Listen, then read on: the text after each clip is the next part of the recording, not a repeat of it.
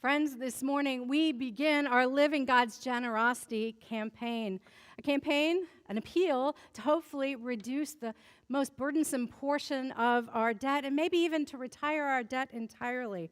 You know, I wasn't here when this project, the expansion of this building was undertaken, but you're sitting in the bulk of the space. The fellowship hall and this sanctuary were built about a dozen years ago, and the expansion of this facility has allowed us to do so many wonderful things, not the least of which is our ability to have gathered here in person for worship in a space big enough and with tall enough ceilings for us to feel safe in the midst of a pandemic. But it's also allowed us to reach out to the community, expanding our preschool to more than 100 kids. It grew by like 30% when we added on the addition of the fellowship hall, giving a space not only for that ministry, but for owls to gather. And yes, they will gather in that space, and for so many wonderful things to happen. And so now, over the next couple of weeks, the next 6 weeks, you're going to learn a lot more about this appeal.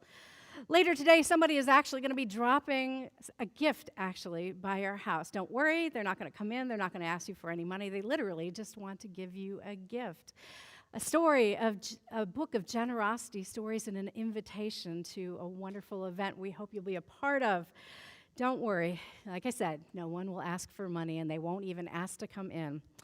But my final announcement in kicking off this campaign and then handing it over to those who will speak more about it is to celebrate that one of our families here at Abiding Presence is so excited about the possibility of reducing and maybe even eliminating our debt that they have given a $30,000 gift in cash up front before the appeal actually even begins.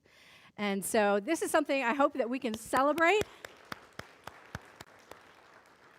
One story of generosity, because one story of generosity snowballs into a second story and a third story, and we are grateful for all of those stories, not the least of which is the first story we'll hear this morning. Joe Heron is going to talk to us this morning about how he sees and understands our need as Christians to give.